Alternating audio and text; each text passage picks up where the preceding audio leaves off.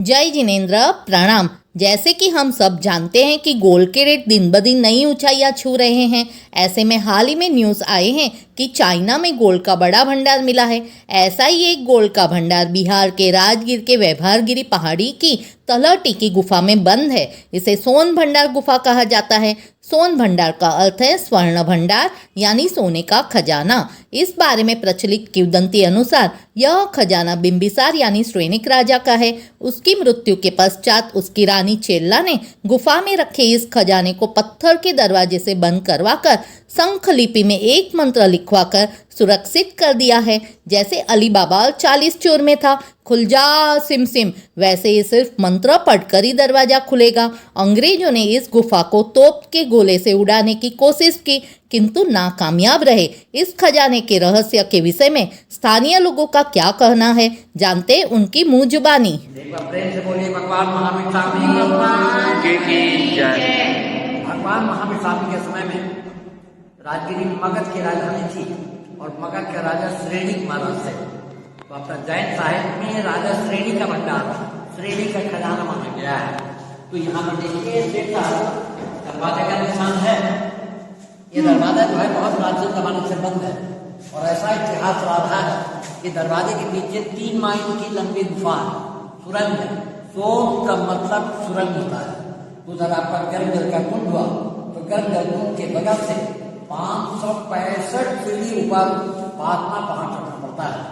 पहाड़ का नाम है वैभारगिरी। हाँ, जाके आए। वैभारगिरी पहाड़ी के ऊपर में मुझे सुब्रत स्वामी का बड़ा मंदिर है। तो बड़ा मंदिर से 65 सीढ़ी नीचे और विरायगंज से ऊपर रोनिया की गुफा है। उस गुफे का अंडरग्राउंड रास्ता यहाँ तक बताया गया है और इसी गुफा के भीतर अपना जैन साहिब में वर्णन है कि राजा श्रेणी का भंडार छुपा हुआ है।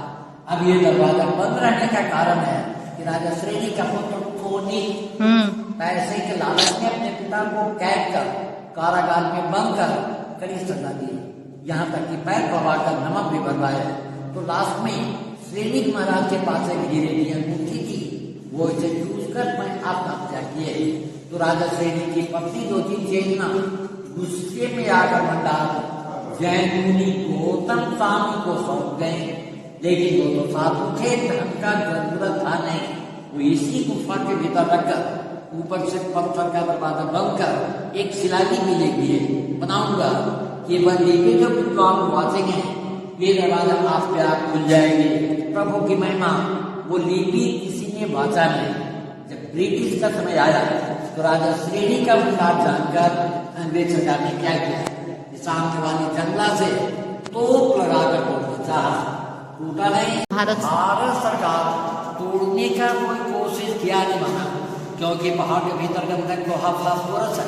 इससे टच होकर पहाड़ की तलहटी में पूरा जल निकल रहा है।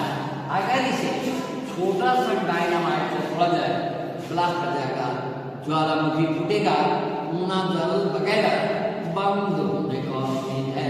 ठीक ऐसे 1904 में लॉर्ड कर्जन जो ब्रिटिश टाइम के गवर्नर थे, वैसा कानून बना दिए कि प्राचीन सबको नष्ट कर सकते हैं। नष्ट करने वाले को 5 साल का जुर्माना और 6 महीना कारागार में पड़ेगा।